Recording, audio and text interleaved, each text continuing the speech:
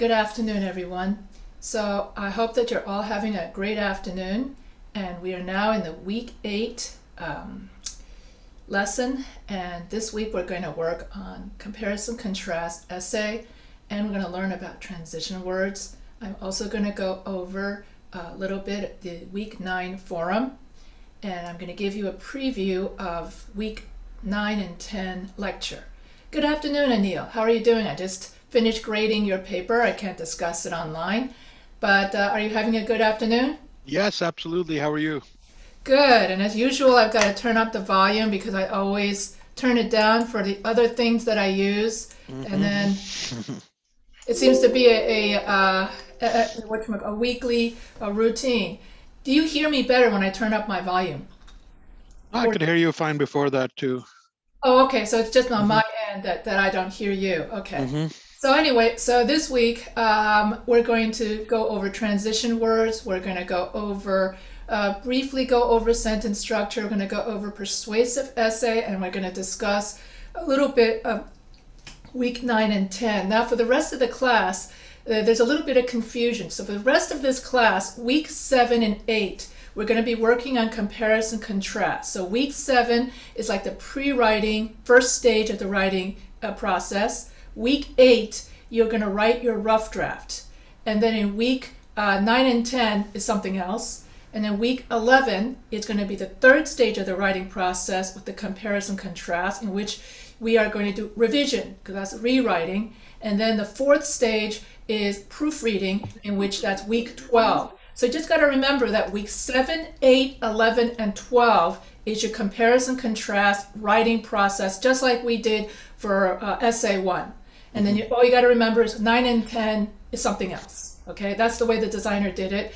Week 9 is persuasive essay, which is unrelated, and week 10 is a credible sources, how to use APA worksheet, also unrelated. So you just want to remember 7, 8, 11, and 12 for your comparison contrast essay. Have you chosen a persuasive essay topic for your week 9? No, I didn't know I was supposed to, so I'll have to look at that. Yeah, you can go to the procon.org website, and they have many different topics. What is it For called? Pro? Con? procon, like the pros and cons of something. Oh, okay. Just procon.org, and then it has all the different, and they'll have a lot of debatable topics that you can write on, and then you Hmm. can write this essay will be week 9 forum is separate from your comparison contrast essay. Good Hmm. afternoon, Lisa. How are you doing? I'm good. Yes, Multitasking. multitasking. Are you at work No, at home, with the kids? family and trying to make sure dinner's done. And I take care of my grandfather. So we're just trying to get all that done today. Well, yes, multitasking is the middle name of everybody. Okay, so without further ado, I'm going to go over the week 8. And so here I'm going to go to home. Let's see. Oh, I guess it doesn't work in this, so we're going to you get to see this. There we go. And so today we're going to go over the transition words, comparison, contrast, and we're going to go over persuasive essay. So that's the agenda. And so for the week 8 assignment, you have the choice of either filling out the week 8 assignment worksheet, which is what Anil did, or you can hand in your rough draft with the 5 paragraphs, with the double spaces and that sort of thing. So it's up to the student to decide if they want to fill out the worksheet or just write an ordinary 5-paragraph essay worksheet. So here's how you do your worksheets. If you decide to do the week 8 worksheet, this is how you do it. And so here you would write the working thesis. Your thesis statement is the main point located at the last sentence of your introductory paragraph. When we write a thesis statement, we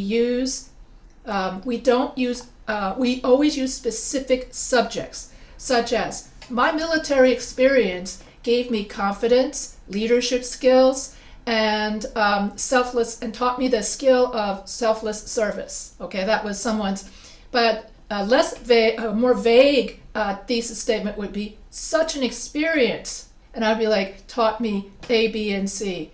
And then the reader would go, such an experience? Even if you mentioned military experience in the previous sentence, you cannot assume the reader is going to automatically assume when you say such an experience, you're still talking about military experience. So always assume that your reader has no clue what you're writing, and then just stick in military experience teaches me. That was the only mistake that needed to be corrected. So always use always in your thesis statement, and don't say it is important. Always specify your subject. Avoid the vague subjects. So here you write your thesis statement as one declarative sentence, and then you're going to write an overview of the 3 subpoints. So in this case, fruits are better than vegetables because of their cost, nutrition, and taste.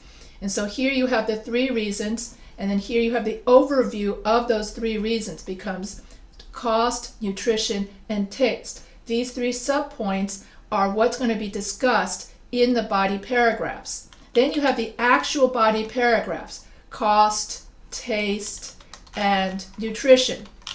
And then the topic sentence here, this is known as a topic sentence, and it has to match your thesis statement. So here you have fruits are cheaper than vegetables, and so that matches, and you talk about cost, and then here you have your subpoints to the topic sentence. So why are fruits cheaper than vegetables? Well, here you have apples, pears, and strawberries. They are all cheap, and they are all good tasting too. And then here you have taste. Fruits taste better than vegetables. So here you have the topic sentence. And then here you have it tastes better because fruits have natural sugars. You can combine fruits with chocolate, and you can combine fruits with caramel. And then fruits are better than vegetables because nutrition. Fruits have more nutritional value than vegetables. So that's your 3rd body paragraph. And then here you have the 3 subpoints to your body paragraph where you say, well, it's nutritious. Fruits are nutritious because it has vitamin C, antioxidants, and vitamin A. And then in your conclusion paragraph, you're going to repeat the thesis statement as the first sentence of the last paragraph. Fruits taste better than vegetables because of their taste, cost, and nutrition. Now summarize the main points discussed in your body paragraphs. Taste. Fruits can be combined with chocolate. Cost. Fruits such as strawberries and I forgot what the other ones are cheaper than vegetables. And then nutrition. Fruits have more vitamins and antioxidants than vegetables. So this would be the entirety of your worksheet, your week 8 worksheet. And so you could either give me your worksheet for week 8 assignment, or you can hand in your 5-paragraph essay. And then the pro of handing in your 5-paragraph essay is then I get to correct it right away and then give you feedback so that in week 11, when we come back to comparison contrast essay, you could just upload the corrections right into the week 11 rough draft, and then have the students look at it and see if they can find anything, that sort of thing. So you would have your rough draft done for week 11. So you got to remember that week 11, we continue back to what we're doing now, okay? Because a lot of students after 2 weeks will forget all about it, and it's difficult to come back. So anyway, this is a synopsis of the week 8 assignment worksheet. Does anyone have any questions? Yeah, Thank you so much. Oh, sorry, go ahead. No, go ahead, please. I am so grateful you went over that because that was my biggest question today was, are we submitting the worksheet? Or are we doing a rough draft? How are we doing that? Which is fine. I love the worksheet. It helped the first time I did my essay. So either way, yeah. Either one, you can either give me your rough draft or your worksheet, whichever works best, and then I'll correct it, and then you can then work on your essay again in week 11. And then for week 9 is something else. So 9 and 10 is something else. So if you have no more questions, I had a question. Yeah. So with regards to this, if I've already done the rough draft, can I still submit, if I've done the worksheet, can I still submit a rough draft to you as well? You mean for a grade? But you've already gotten done your. You can resubmit your rough draft if you want to. Yes. Okay. If you want to, and I'll grade it. Okay. You just get the same grade, and we're not going to discuss what that grade is, are we? No discussing. Okay. No discussion. Yeah. Anyway, and so what was I going to say? That's it. So you can give me your rough draft, and then after that I'll put some more feedback. Anyway, so for this week, the week 8, this week, all you have to do is just hand in this worksheet. That's all you have to do. So when we work on a comparison contrast essay, we are going to be comparing two people, two facts, two issues, and whatever we compare, they have to be somewhat similar. Now, today's lecture, we're going to talk about different ways in which you can use a transition word in which you could have sentence variety instead of just saying something is better than something, or something is worse than something, or as a child, I did this. As a child. I get that a lot. Or as an adult. So there are many different ways you could say, in contrast to adulthood, childhood is fun. Or childhood is fun, but adulthood is not fun. So here you could have different ways, instead of saying, as a child I played, but as a child, that sort of thing. You can also say, you can also say, childhood is filled with play, however, adulthood is filled with work.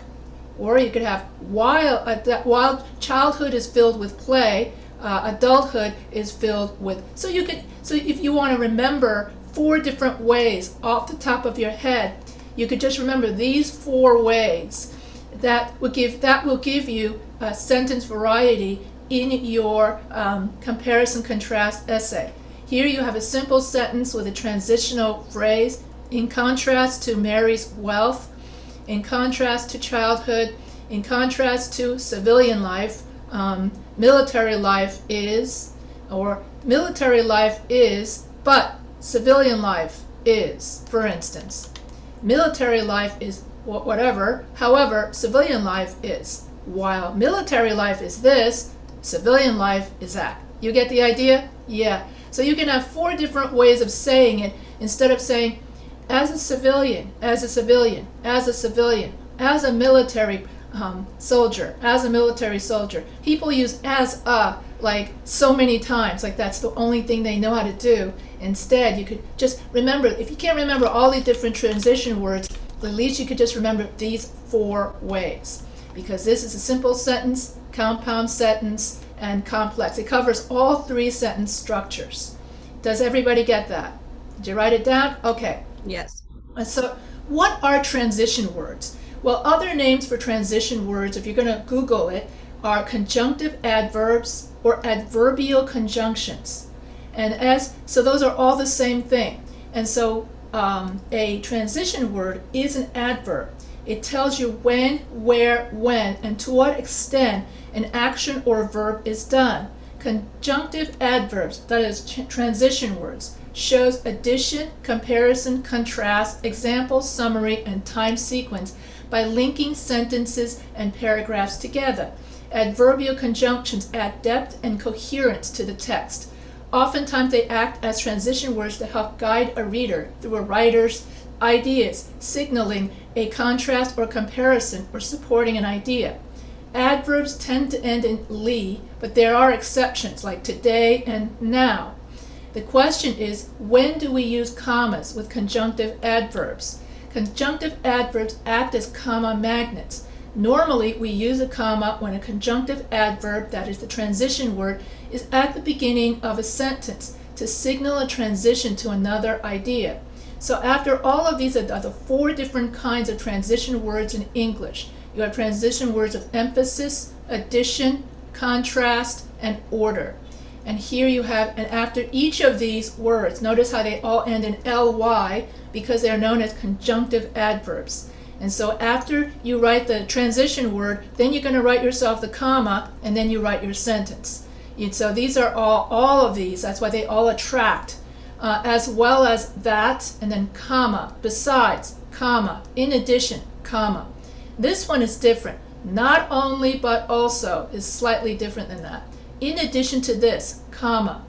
And so unlike This is a dependent clause. So unlike so all of these attract commas. Why do we use comparison contrast? They're also known as transitional phrases, adverbial clauses, also known as transitional phrases. And so when we write a comparison contrast essay, we are comparing and contrasting the similarities and differences of two topics. And so transitional expression gives writing coherence. That is, they help you to move smoothly from one idea to the next. In addition, see how I got the comma to in addition? Instead of saying and. A variety of transition words adds interest to the essay. In this lesson, we will practice using transition words that will give your comparison contrast interest. Transition words easily allow the reader to follow your ideas or arguments from one point to the next. And so examples of transition words include coordinating conjunctions, subordinating conjunctions, and conjunctive adverbs. Cats are better than dogs because cats are more independent. Semicolon. Cats do not bark, and cats are easier to maintain. And so here we use a semicolon here in order to, if we separate the sentences, this is not to do with transition words. Here I'm just talking about punctuation. If we use a semicolon is a shorthand for and.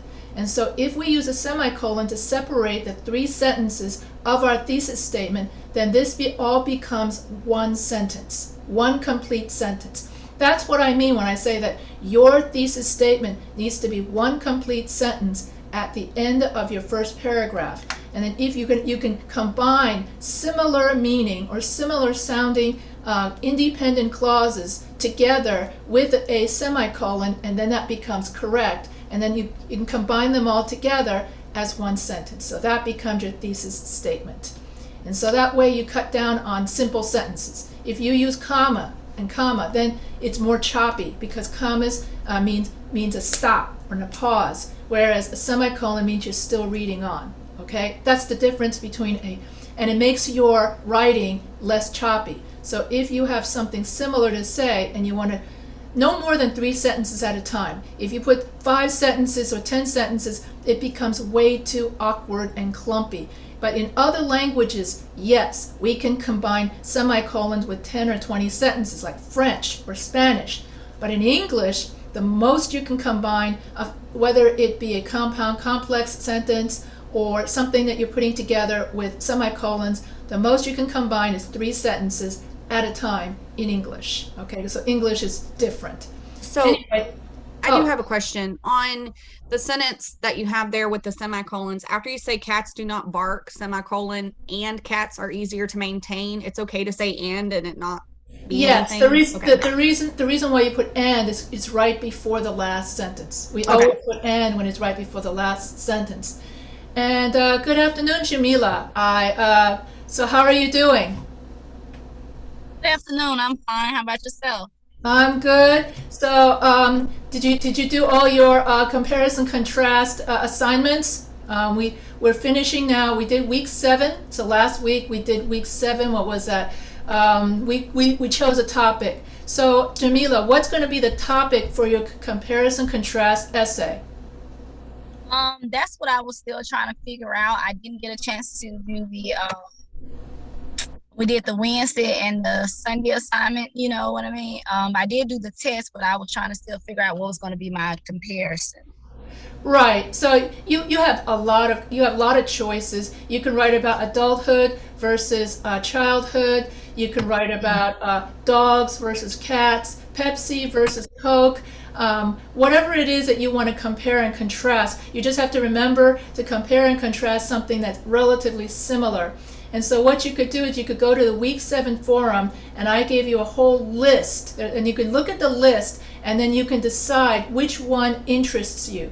And you can start thinking about it while I do this lecture, and then at the end of the lecture we can discuss what you decide to write about. Okay?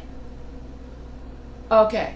All right, so here's some examples that you can look at, Jamila. Here someone wrote about cats are better than dogs, and here you use a transition word before each paragraph. Instead of saying cats are different, unlike dogs, cats do not make loud noises like dogs who bark all the time. So second, cats do not, oh, I see, this is what I did. All right, so what I did here was I transitioned from the last sentence of the first paragraph into the first sentence of the next paragraph. So here I wrote first, cats are more independent. Cats like to move around on their own. Cats love to climb stairs and explore their environment. You don't have to walk cats like you do dogs. Cats who are more independent like to move around on their own. Unlike dogs, cats do not make loud noises like dogs who bark all the time. Now this last sentence of this paragraph is now transitioning to the next paragraph.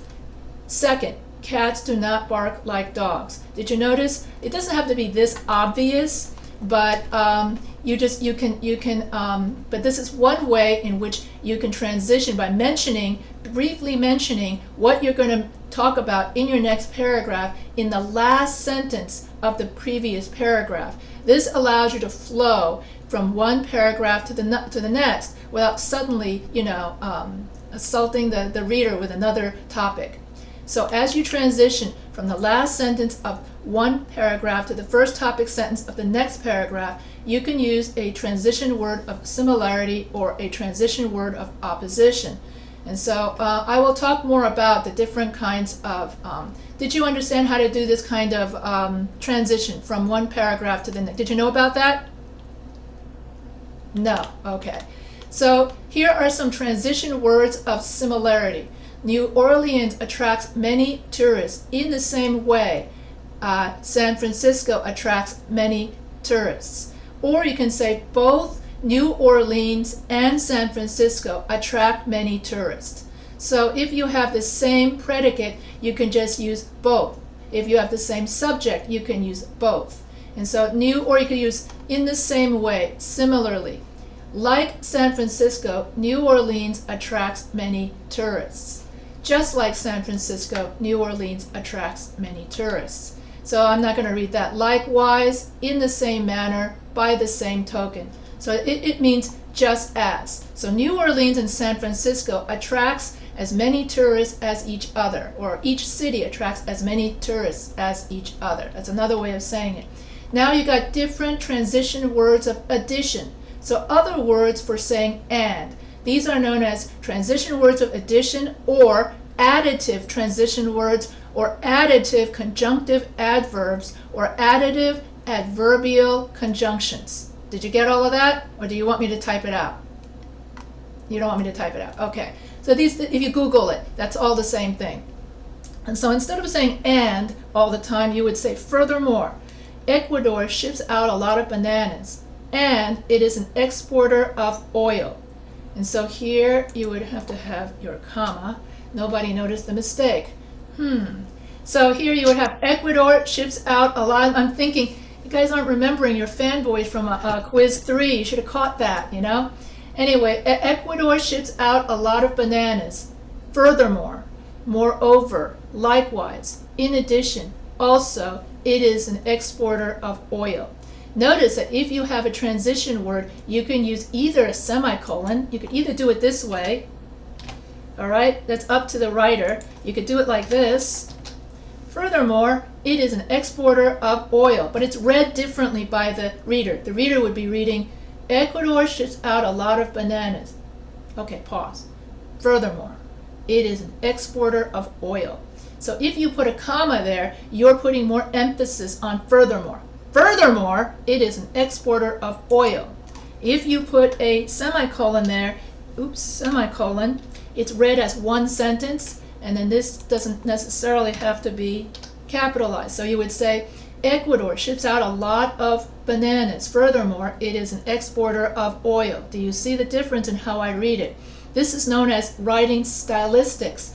And so if you know the punctuation, then that's how the reader is going to read it as one run-on sentence. Or do you want to put emphasis on furthermore? And so this adds style to your writing. It's your choice whether you want to put the period there or not. But you always have to have a comma. And nobody noticed this mistake. Likewise, it is an exporter. There should be a comma after likewise. And so here I have it as the period. Here I have it as semicolon. and here I have an and, so here you can put the comma. If I take away the and I just do it like this, what kind of sentence is that? Is that a correct sentence? This is review. Is this a correct or incorrect sentence if I take away the and? That would be a run-on sentence. That's a run-on sentence. What kind of run-on sentence is that? Is it a fused sentence, or a comma splice? That is a comma splice. That is a comma splice. And because of that, we add this in, fanboys, then this becomes what kind of sentence? Simple, compound, or complex? Compound. Compound. And so that's why it's important to know your sentence structure, because if you write like this and you don't know your sentence structure, you're going to think this is a perfectly all right sentence and not understand why your English teacher puts a red mark and lose points over it and saying sentence fragment. And you're like, what's that? All right, different ways of transition words of opposition and difference. So different ways to say but. So Mary is rich, but John is poor. Civilian life is fun. However, military life is way more disciplined. Mary is rich. In contrast, John is poor. Actually, interestingly, there's a lot more contrasting transition words than there are similarity transition words. But that's just an interesting thing. So instead of saying but, you can say however, in contrast, or if you want to have a simple sentence, this becomes a prepositional phrase. In contrast to military life, civilian life is. Conversely, on the contrary, on the one hand, military life is. On the other hand, civilian life is. So that's another way of saying but. Mary is rich. On the other end of the spectrum, John is poor. Unlike Mary, who is rich, John is poor. Mary is rich. Dissimilarity, John is poor. Here you have a slightly different way of saying but, because you get to use it as a verb. Military life differs from civilian life because. All right, so you can use it this way also. This makes it more dynamic because you're using it in verb form. A clear difference between the two is civilian life's lack of discipline and purpose versus a military life order and purpose. Okay, that was something that one of my military students wrote because I taught at a military university. So you can write, that's also another way of saying but. Although Mary is rich, John is poor, even though, while, yet, nevertheless. And as we get into the difference between these three, so here you have a complex sentence. While John is poor, because this is a subordinated conjunction, so this sentence is less important. So you would read it as, Mary is rich, while John is poor. So you would read it fast. Once again, it's a matter of stylistics. You're asking yourself, how do I know which one am I going to use? What's the difference? If everything means but, there's subtle differences in all of these, and it all depends on how you, the writer, want the reader to read your paper. Do you want your reader to read it as Mary is rich, dissimilarly John is poor? Or do you want your reader to read it as Mary is rich, dissimilarly John is poor? Okay, so as the writer, you have the power to determine how your reader reads the story, how your story sounds to the reader. And this sets the ambiance and the mood of your story.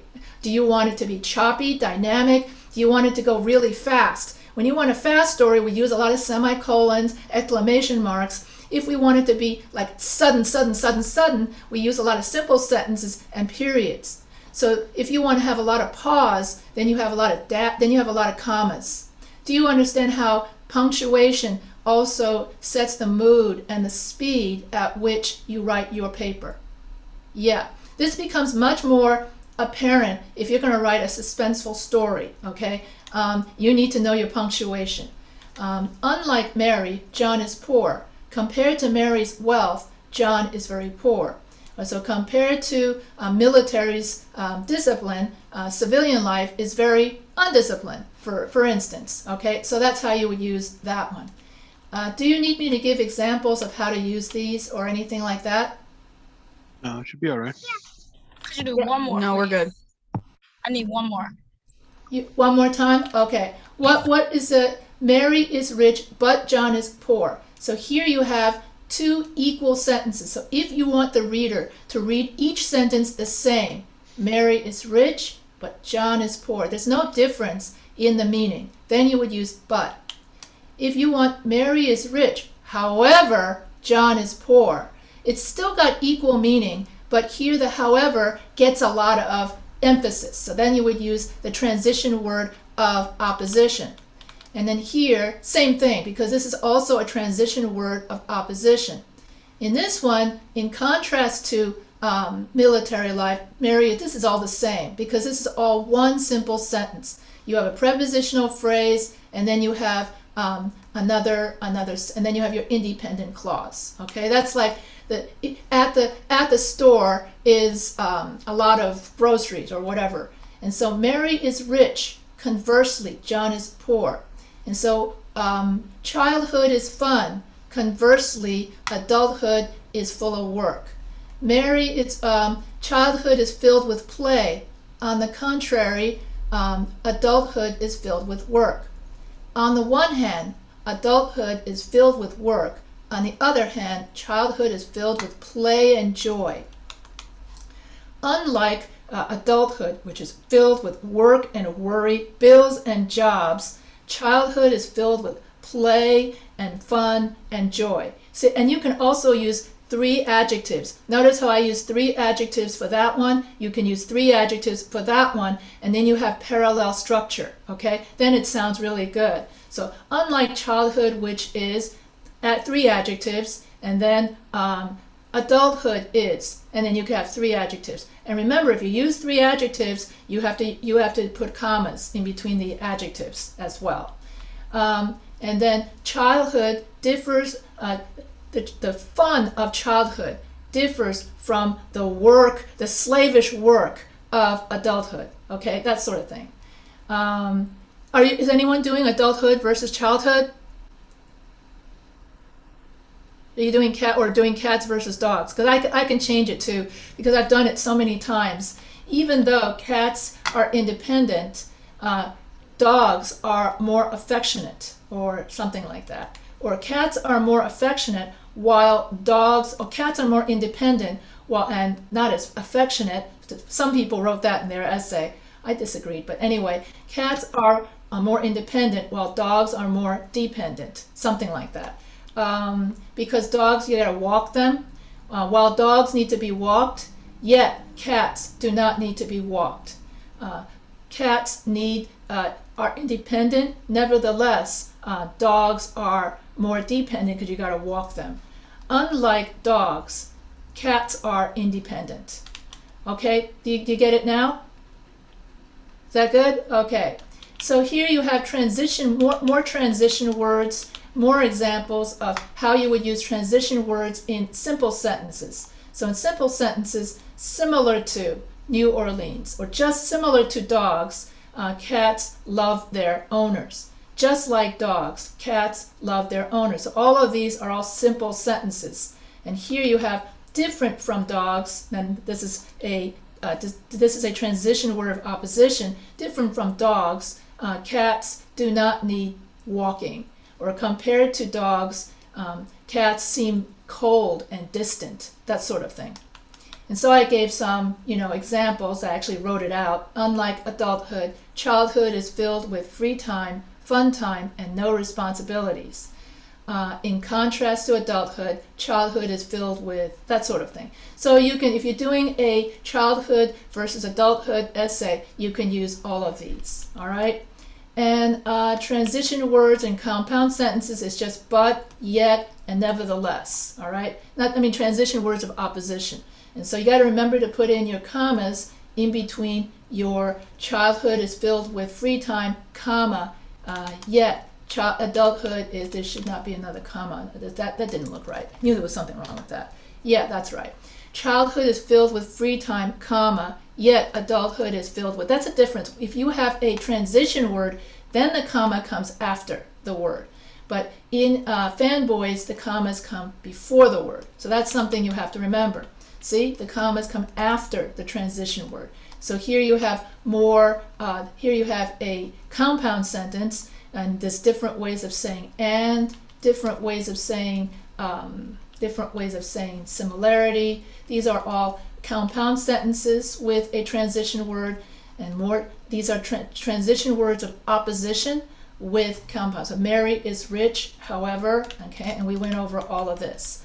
And so transition words in complex sentences. While Mary is rich, John is poor. Because Mary is rich, John is poor. And so here you have a slightly less important sentence, and because this is so whenever you have a subordinating conjunction, it creates a dependent clause. And so when you have a dependent clause, automatically that sentence is less important than the independent clause is important. So here you have, so there are many different ways in which you can, so originally it was like this. So originally, let's say you have the sentences as Mary is rich, Mary is rich, John is poor. Let's say you have two simple sentences. So I'm going to say that you can combine, what are the different ways in which we can combine these two simple sentences? Just from what we just went over. How can we combine? Mary is rich, John is poor. We can use the, go ahead. I'm sorry. There, now you can't look at it. All right, so how can we combine? Mary is rich, John is poor. What are some different ways? Can you add the yet? Yes, like okay, Mary is rich, yet John is poor. What's another way of combining these two simple sentences? We just went over a whole bunch.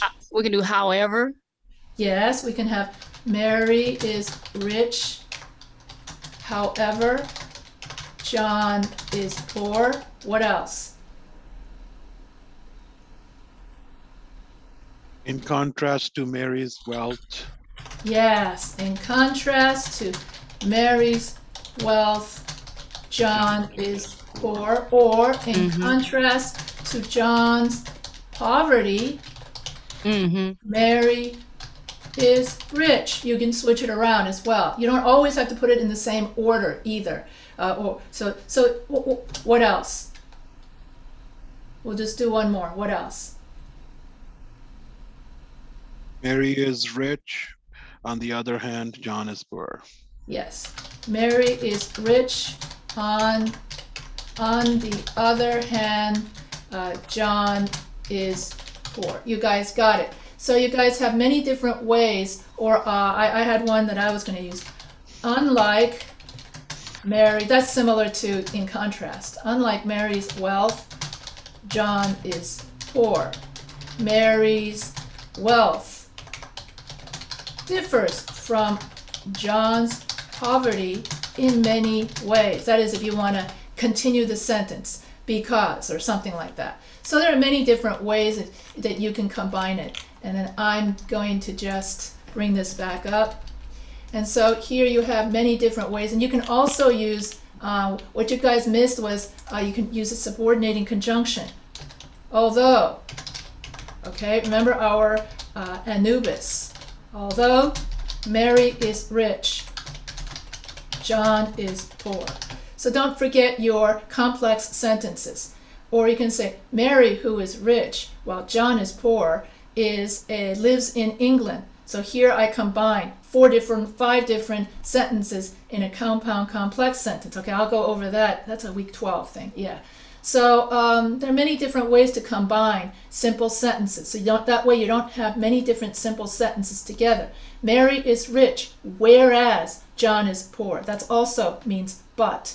John is poor, even though Mary is rich. Okay, and that pretty much summarizes all the different ways in which you can say but. Okay, conversely, dissimilarly, by the same, that's something different. So that's why it's always good to have a list of transition words next to you so that you can, or you can use this as a reference sheet, okay? And so transition words in compound sound, we just did all of this, and here. And then by the time you reach your conclusion paragraph, you can write, in conclusion, to summarize, in short, to sum up, all in all. And then you would repeat your thesis statement, and you write 5 different ways of.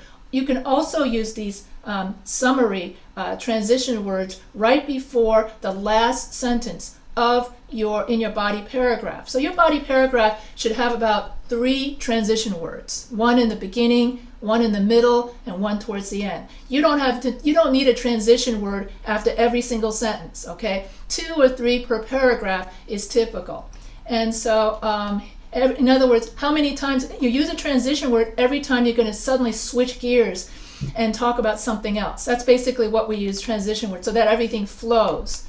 And so here, this is just adulthood is, cold weather is. So here you have some Jamila. Here are some adulthood versus childhood, cold weather versus warm weather, rural living versus city living, dating online versus dating face-to-face, dogs versus cats, home-cooked foods, restaurant foods. So let's do a couple of these. Okay, so here, home-cooked food is, restaurant food is. Give me a good contrasting, instead of saying but. Home-cooked food is. Anil. Home-cooked food is more nutritious, although restaurant food may taste better. Okay, all right. Lisa, rural living versus city living. Let's see. Rural living is quieter. However, city living is, is it funner or more fun? I can't remember.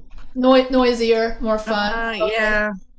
How about dating online versus dating face-to-face? Jamila. Dating online is more convenient, but dating online is more convenient. However, dating face-to-face is more personal. Yeah. My in-law says that it was easier for her to meet people face-to-face than it was for her to meet people online. I think that also has to do with your age. Younger people think that dating online is fun, and then younger people may think dating face-to-face produces more anxiety, while dating online is a lot more fun because you're texting, you can exchange avatars, so young people can exchange those cartoon faces. So it's a different generational feel, and I usually get different answers. The older the person is, the more they like the face-to-face, and the younger they are, the more they like the dating online and the avatars. That's what I'm getting whenever I go over this exercise. However, cold weather and warm weather stays the same regardless of age. Same thing with adulthood and childhood. So you get the idea. Here you have different ways of saying if.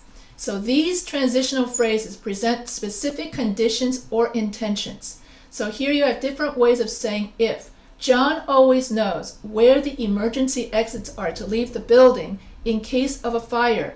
John always knows where the emergency exits are to leave the building if there is a fire. John always knows where the emergency exits are to leave the building for the purpose of what to do in a fire. In the event that there is a fire, okay? So as long as John knows where the emergency exits are, he will be able to safely exit the building. So as long as is very similar to if John knows where the emergency exits are, he will be able to exit the building when there is a fire. So here we can replace if with so as long as. Okay, so different ways of saying if. On the condition there is a fire, just like if there is a fire, it is important for John to know where the emergency exits are located. If, in the hope that John can safely exit the building, John needs to know where the exits are located. So if John safely exits the building, he needs to know where in order for John to safely exit the building, John needs to know where the emergency exits are located. In case there is a fire, John needs to know where the emergency exits are located. And so this is many different ways of saying the same sentence. And for the most part, the meaning remains the same, unlike the others, okay? This all remains the same. It all means if. Although when you have in order for, there's more of a purpose. Okay, like why are you doing this? Because. All right. So that's the only nuance difference is in order for. It means more of a purpose. And in case there, it sounds more like it's a hypothetical. It might happen, it may not. That's more in line with if. And so in order for, it's like a really, really strong if, like it's a really strong possibility it will happen. So there are slight nuances, and I have to mention the nuances because I have ESL students, people who are English as a second language, and as a native speaker, your gut can tell you what the nuances are. But when you are a foreign student, you don't have that kind of, intuition. So do you have any questions on this? Okay. Transition words of example, support, and emphasis. These are similar to transition words of and. Okay, so instead of saying and, so these transitional devices are used to introduce examples as support, to indicate importance, as an illustration so that an idea is cued to the reader.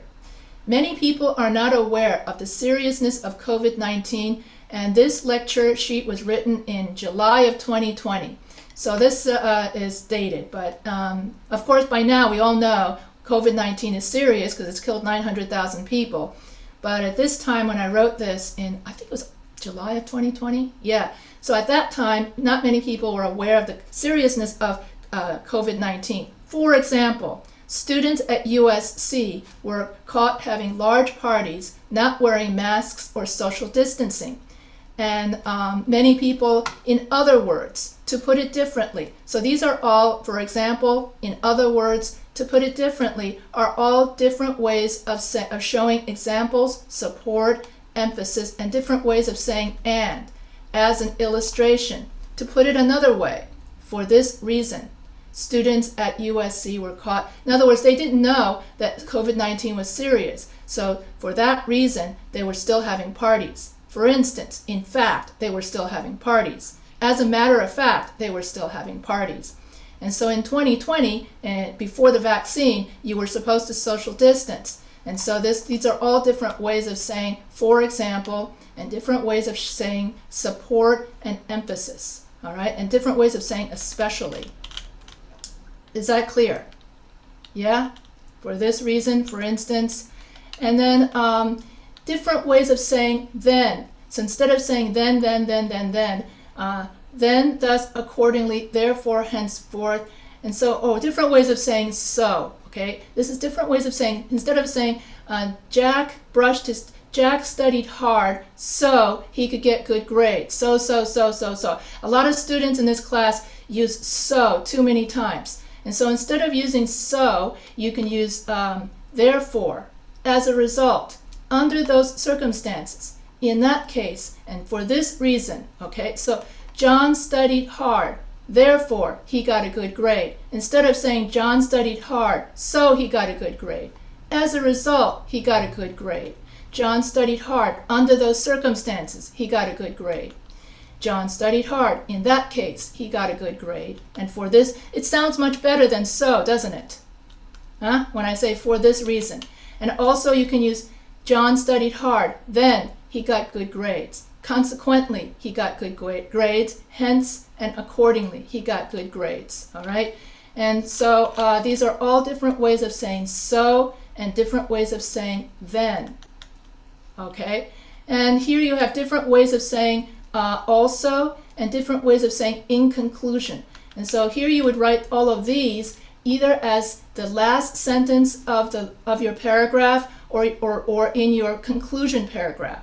To conclude, and then you write your thesis statement, whatever that is. Childhood is better than whatever. Military life is, which did you like better, military life or civilian life, Anil? Military. Military life. Okay, so military, why do you like military life better? It's a lot simpler. Okay, it's a lot simpler. All right, so you would write, to conclude, military life is a lot simpler than military?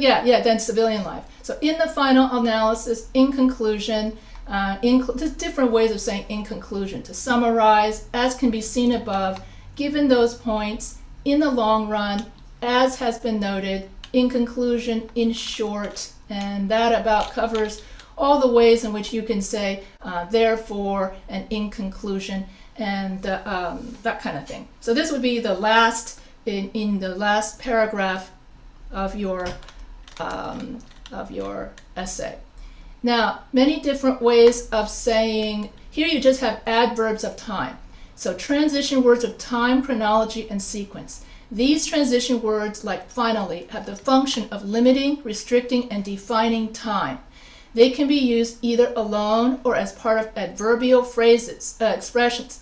These are also known as adverb phrases of time, okay? Or time adverbial conjunctions. If you want to look it up, conjunctions of time in other grammar books, if you want to Google it. So at the present time, and here you would write, same thing with today. Okay, today, everyone knows the seriousness of COVID-19. Now we have many vaccines for COVID-19. So if I wanted to update this lecture, and so here, these are also transition words of time, and the only reason why I put it here is you got to put a comma. I see a lot of people simply writing this. Today, everyone knows the seriousness of whatever it is they're writing about, and they forget to put in the comma. So you always put a comma when an adverb starts a sentence, okay? Whether it's a conjunctive adverb or a regular adverb, too many different adverbs. Anyway, so at the present time, from time to time, sooner or later, in due time, to begin with, up to the present time, we do not have a cure for COVID-19. Actually, I don't know if we have a cure. We have many treatments and vaccines. So you can see how things have changed over pretty soon, eventually. So these are all transition words of time, okay? And then you have transition words like first, second, and third. So how can we use transition words to transition from one paragraph to another? And so here I would use, so here in these body paragraphs, I use pie structure, but I also use transition words in the conclusion paragraph to pivot from one paragraph to another. Transition words are also called connecting words. Transition words help us connect sentences to each other, ideas to each other, and to connect paragraphs to each other. Using transition words helps our essay flow smoothly. So here's an example of, here you have the thesis statement, smoking causes lung cancer, throat cancer, and stomach cancer. So here you have an example of how you can put in your in-text citation. So you have to have an in-text citation for your essay too. And so here I went over the P stands for the main point from your thesis statement. So this is your topic sentence. First, smoking causes lung cancer. And then this is how we write an in-text citation. 70% of smokers who start smoking young end up dying of lung cancer. Then you put in the author, the date, and the page number. Now there are many different ways in which I can do this. I can say, Dr. Smith exclaims, and then you can put in the date and the page number. So then after you put in your no more than 3 lines in-text citation, then you have the P, the I, and then then you write 5 sentences to talk about why that in-text citation is important. So that's known as pie structure, where P stands for, what does P stand for again? What does P stand for again? Main sentence, first sentence, okay? It's the main point from thesis. That's usually your topic sentence. I stands for the in-text citation itself. And then then after you write this, and then you write Smith 2020-22, and that's for a direct quote. And if you have, and that's for, you have to know this for your week 10. So for a direct quote, and then you have parentheses, and then for a paraphrase quote, you don't need parentheses, and you just say it in your own words, and you just go 2020. All right. And then there are many different ways in which you can do an in-text citation, which is known as signal phrases, and I will go over that in a different, a different explanation. Then E stands for explanation in 5 sentences of that in-text citation. So that's the whole thing is known as pie structure. And this is why you would have only one in-text citation per paragraph. So you have the topic sentence, main point, I is the in-text citation, and then all of these would be the 5 sentences that explain the meaning of that in-text citation. So the in-text citation says, Dr. Smith explains that if as a teenager a person starts smoking due to peer pressure, that person has a high chance of dying of lung cancer at an early age. Dr. Smith claims that the majority of lung cancer deaths can be avoided if people do not start smoking at an early age, or if people quit smoking. If someone offers you a cigarette, politely refuse them. In addition, lung cancer is not the... Okay, so now I'm transitioning over into the next paragraph. In addition, lung cancer is not the only cancer a person can get from smoking. A person can also get stomach cancer, or whatever the next... a person can also get stomach and throat cancer. And then here, besides lung cancer, smoking causes... Oh, okay, so it's throat cancer. All right, so lung cancer is not the only cancer a person can get from smoking. A person can also get throat cancer from smoking. Then you start your next paragraph. Second, besides lung cancer, smoking causes throat cancer. So here I mention a little bit what the next paragraph is going to be about, and then I have my topic sentence in which I mention a little bit about the previous paragraph and then talk about the next paragraph. This way you have good transition from paragraph to paragraph. And I think I did not talk about this as much yet, because now everybody understands you got to have matching body paragraphs, matching topic sentences. So now everybody understands that very well. So now the next thing to learn is how you can have good transition from paragraph to paragraph, not just what your paragraphs are going to be about, okay? And then you have your next in-text citation. Throat cancer is a common ailment found among heavy smokers. And then I talk all about throat cancer. This whole paragraph, whatever your topic sentence is, then the rest of the paragraph is going to be about throat cancer. Now, another way of filling up space is using case studies, okay?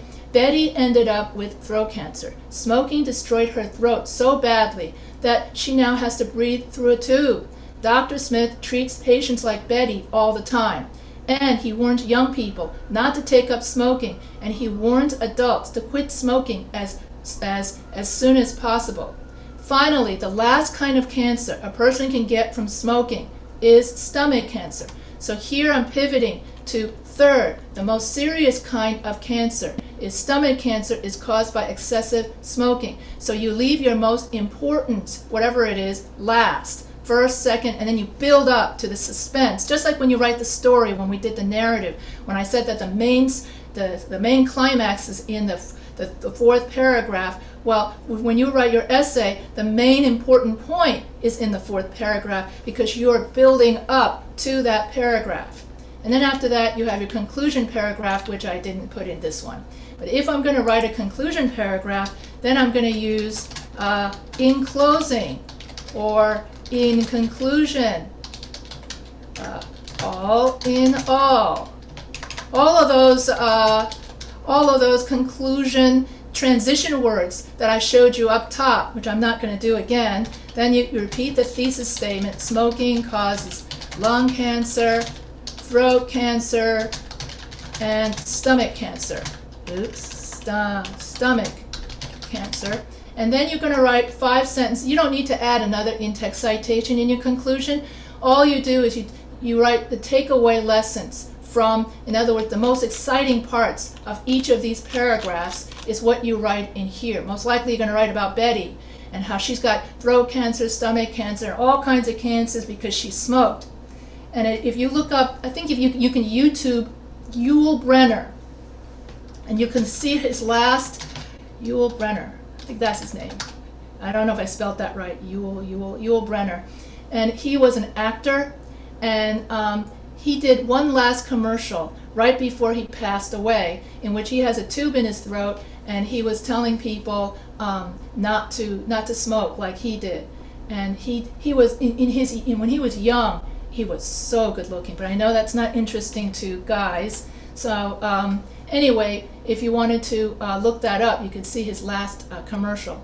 Now, when you have your reference citation, you're going to put your references as after the last page of your paper, and then you're going to have the author's name, the date, and then here the dangers of smoking. Okay, this needs to be italicized because that's the name of the article. So then you have italicized. Then you have where did you get it. This can also be the name of a website as well, not just American Medical Association website or journal or wherever you got it from or a 5th edition, 6th edition. It depends on what it says. Okay, that's where you would put it. Or if it's a book, that's just where you put the publication. Okay, in the publication. Then you would write retrieved today. Now, if it's a book, you don't need to put in retrieve today's date from website. Okay, all of that goes away. So it all depends. If there's no author name, then we put in the website name, and then we put in the date, then we put in the dangers of smoking, and then you put in the website name again. I know it's weird, huh? And then you put in retrieved today's date from web address. And it's incorrect to just give me a web address and say that those are my references. Oh, here's another reference. Here's another reference by another web address. That's very common that I get in people's posts and people's papers. Okay, so that's incorrect. So when you write your week 9 forum, you have to write correctly like this. You don't just write in the web address. Okay, again, then you lose points. So you have to write in the references for your week 9 because you're going to need sources to back up whatever you say. And I had a student ask me, can I use personal opinions in my essay? And yeah, you can use personal opinions, but you have to back it up with facts and statistics and credible sources. Otherwise, I could just make up whatever I want and just say, did you know that all humans come from Mars? We all have genes that come from, that could be a possibility. You don't know that, right? For sure. And so Mars could be decimated. Like it used to have a human population, then they all decimated themselves, nuclear, whatever, and now it's just all barren. You don't know that. So, as long as you can back up your personal, whatever opinion or facts, whatever claim that you make, you have to back it up with credible sources. And so in week 10, I'm going to go over credible sources and how to find credible sources. And so here, for your week 9 forum, how to get what you want easily.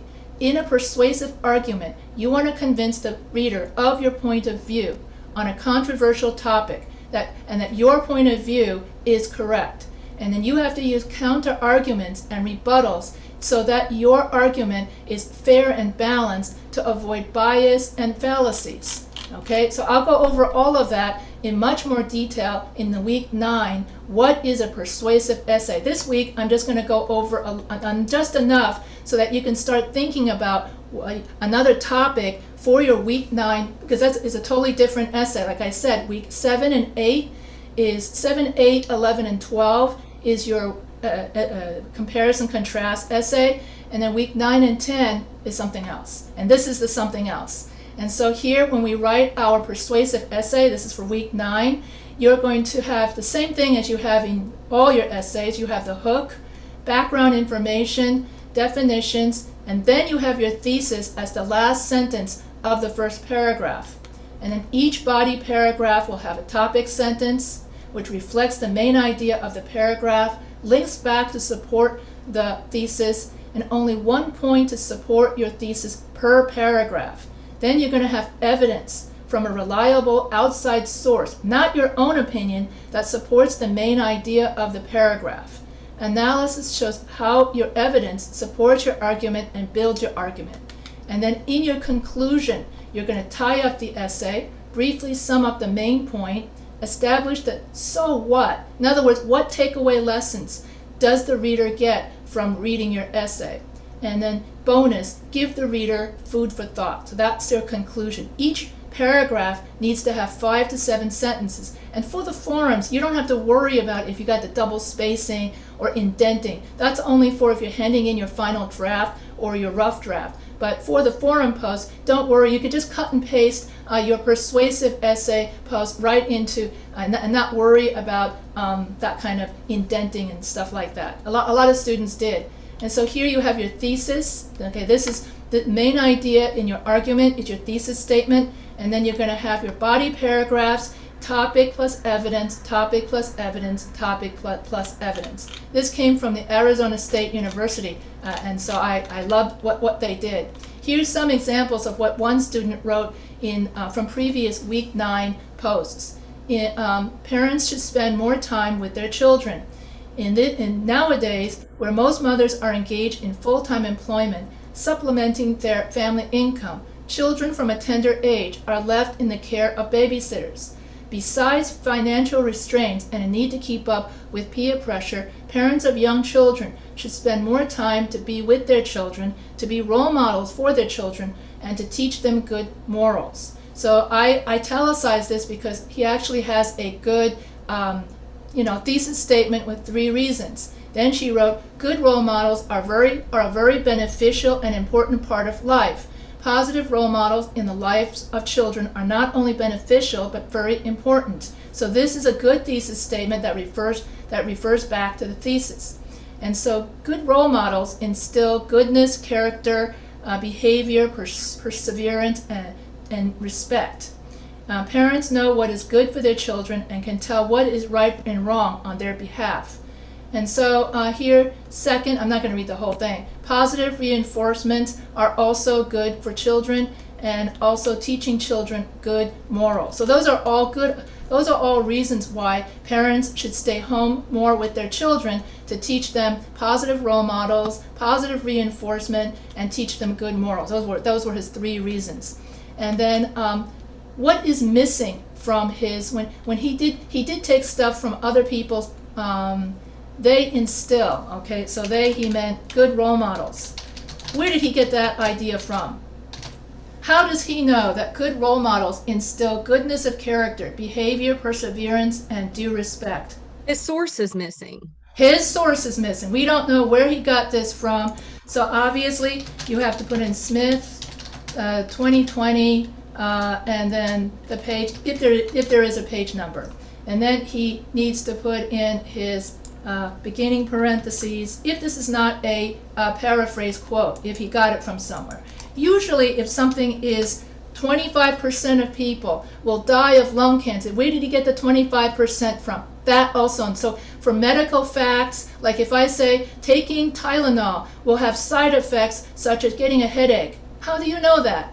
You took Tylenol yourself? No, I read it off a label. Well, then you got to say you got to say where you got it from. So any kind of numbers, statistics, medical facts, historical facts, all of that needs to have an in-text citation of Smith, date, and page 22. And you need to include that in your post. And then you need to include at the end of your post references. And so this was his references, Socrates, and where is the date? Okay, he just wrote Socrates as the author. Then he wrote his web address, and then he left out date. He left out article name. He left out website name, and he left out retrieved. When did he retrieve this? Date from. Okay, so that's very common for students to just leave me a web address and say, oh well, that's where I got it from. That's it. And let's see. Here's another one. I'm not going to read the whole thing.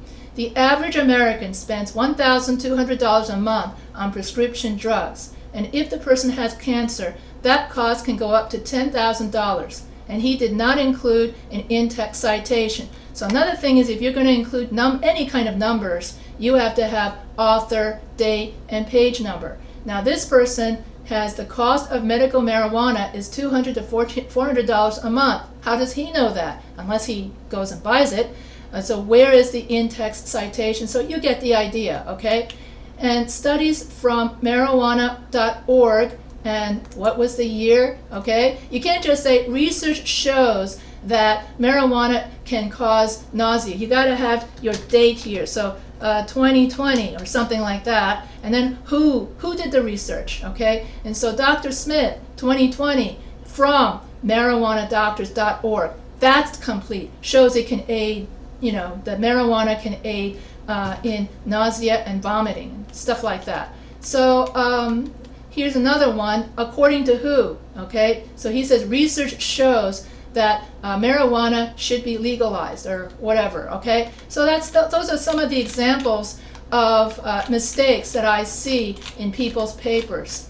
Now here are the topics that you can choose from. This is the pro-con org I was talking about. So I'm not going to read through all of that. You can choose from sports and culture, all right? You can choose economic. Should we all get more stimulus checks because of the pandemic? Should people in higher income brackets pay more taxes? Okay, those are economic.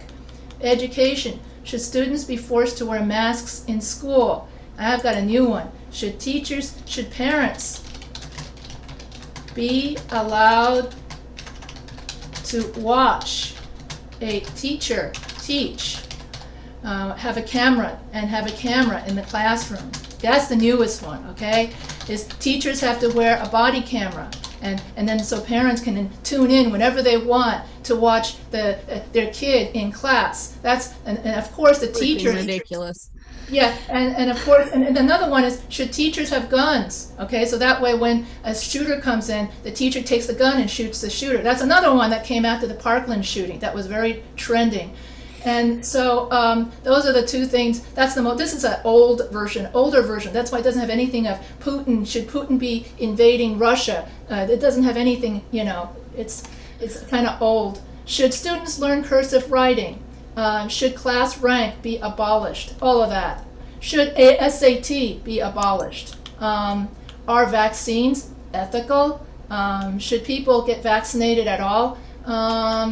Should there be limits to free speech? So this is ethics, okay? So anything to do with ethics. Should recycling be made mandatory? Is public safety more important than your liberty? In other words, in the case of having to get a vaccine, okay? What's more important, your individual civil liberties, your freedom, or public safety? So that's also another in the big debate that goes on. So that's also. Did President Biden do a good job evacuating Americans from Afghanistan? Now I can tell how current this is. I must have gotten this around last August. That's how I can tell, based on what I wrote on top. At the time when I typed this lecture, that was the trending current events. I would say now would be, should Putin have invaded what was it? Ukraine. Yeah. Question on our current essay that we're doing, and we have to cite an APA source. Where are we putting that? Like, is it the same as what we just went over? Like, yes, the sentence? yes. Okay. Yes. All the in-text citations. It doesn't matter what kind of essay you're writing, whether it's comparison, contrast, process essay, classification. There are 8 different kinds of essays: classification essay, narrative essay. All the different essays, you use pie structure. Okay, and so on the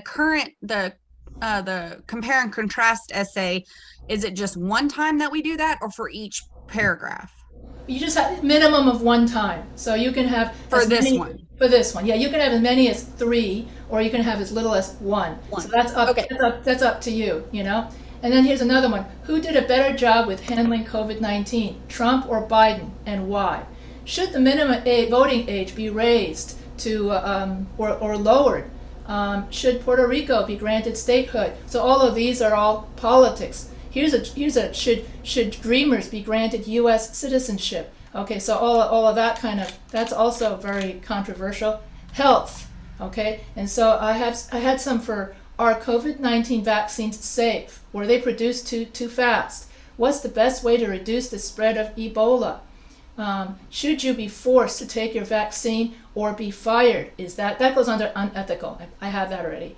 Anyway, should birth control pills be whatever? So these are all, you got history, science, sports. Should they abolish the Olympics? That was another one. People were saying because of that the Winter Olympics were held in China. So that was another one. Should children younger than 18 be allowed to play tackle football? Because they say it causes concussions, football. Yes. No, I'm just kidding. Yeah, and so can online schools be as effective as traditional schools? When they say traditional schools, they mean face-to-face schools.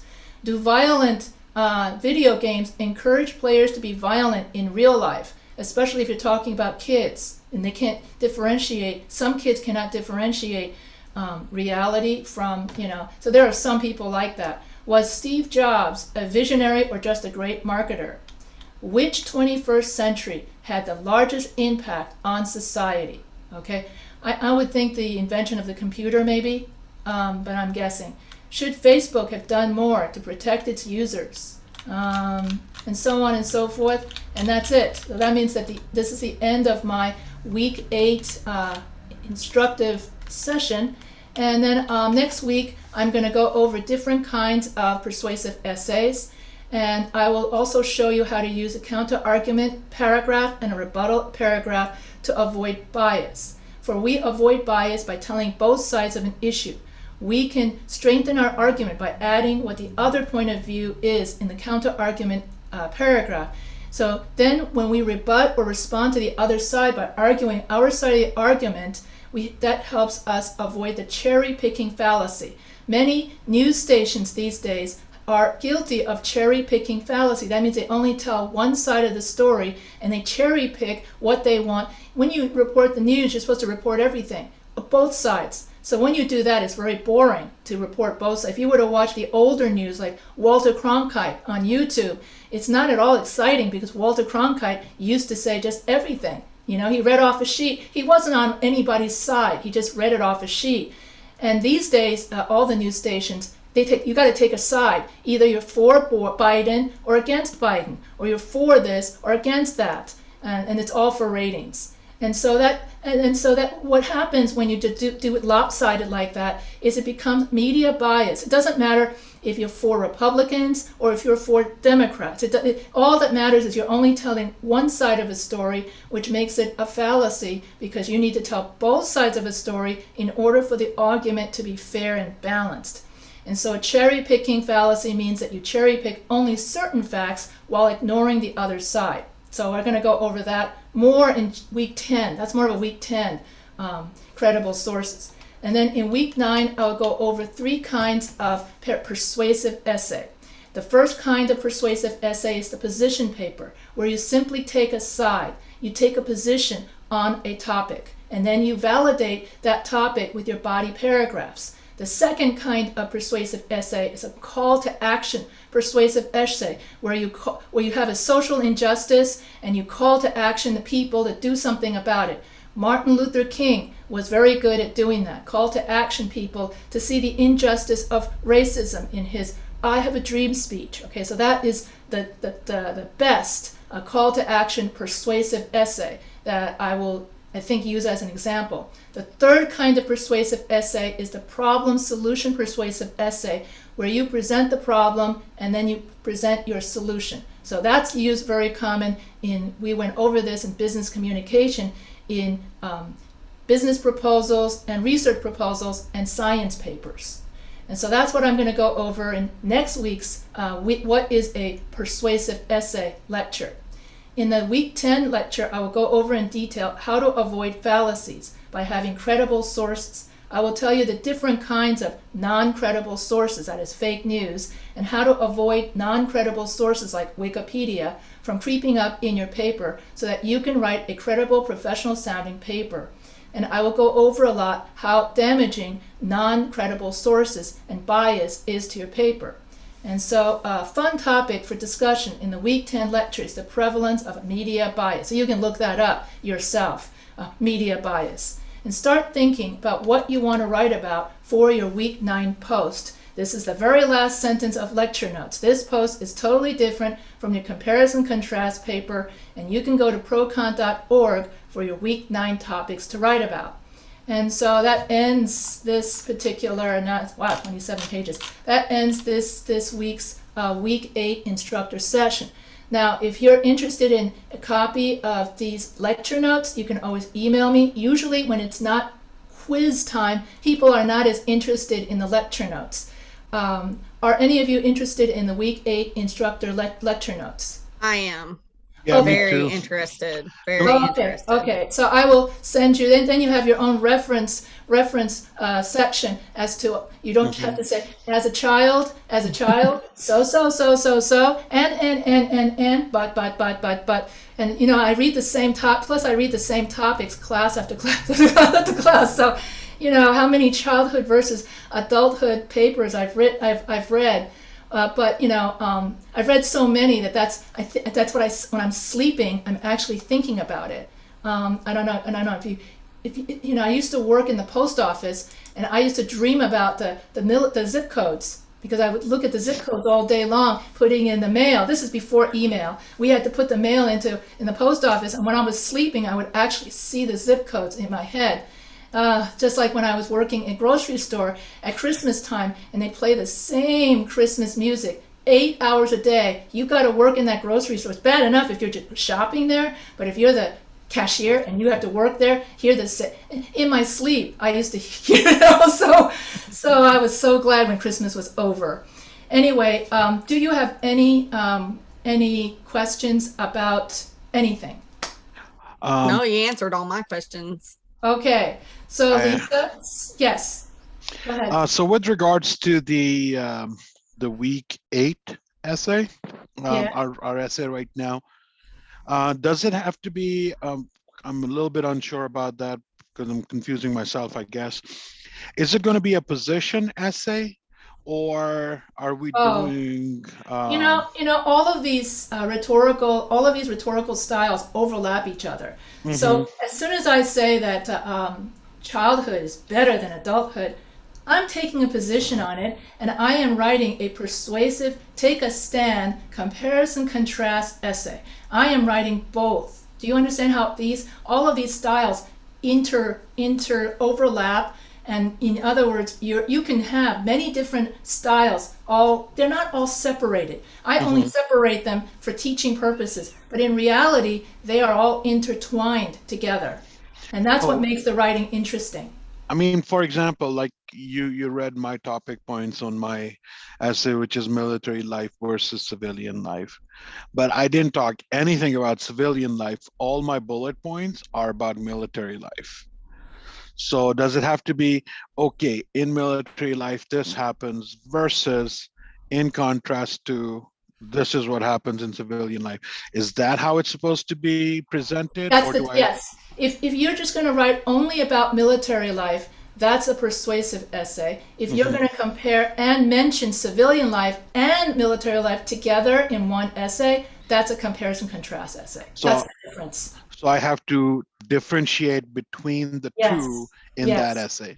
In the compare, that's the difference between, if you're just going to write a persuasive essay, you can just only write about military life and only about military life. But if you're going to do a comparison contrast essay, you have to mention something about civilian life, and you've got to mention military life. Now, there is a way of putting it in civilian life, but it's a different style in a persuasive essay. And that's what I'll be teaching next week. And then since that's confusing for you, I'll add that into my notes as the different ways. Even the way you contrast and compare in a persuasive essay is different than how you compare and contrast in a comparison contrast essay. Because of your purpose, when you're writing, how and what your purpose directs what you're writing. If your purpose, I want to convince someone my point of view, then that's a totally different way of writing than if you're just going to compare two things. So you have to ask yourself, what's my purpose? And then you have to ask yourself, who's my audience? Okay? And that directs what kind of writing you're going to write, a persuasive essay, or if my audience is going to be a TV audience and I want a call to action to a social injustice. If that's my purpose, then I'm going to write a persuasive call to action paper. If I want to inform people, the difference between COVID-19 and the flu, it's two different things. You're getting all confused. Okay, that's more of a comparison contrast essay. And if you want to unconfuse people, that's comparison contrast. If you want to convince someone to get up and do something about it, that's a persuasive essay, also a business essay. So you got to ask yourself, what's your purpose? Who's So- your audience? Right. So with regards to the current one that we are doing, instead of just talking about one aspect of that, I should be comparing both aspects. Yes. Okay, that was my question. Yes. That's why I said, as a child, I played all day, while as an adult, it's full of work. But if I'm writing a persuasive essay, I simply write, childhood is filled with play, joy, and innocence. I don't even have to mention adulthood if I don't, unless I want to, that kind of stuff. Okay, that makes more sense. All right. Any other question? No? Okay, we can end it here. Someone said something in the chat. You got to know that when I'm doing this, oh, her reception failed. Okay. So I can't see the chat room while I'm doing the lecture. So that's why I don't respond to the lecture, because that's why usually people have somebody from the class keep track of the chat room while the person is lecturing. And then the person, and that doesn't matter. Anyway, so if you have no more questions, I will end it here. And this ends the week 8 instructor session. So I'll see you all next week then, okay? All right, thanks, Professor H. Okay.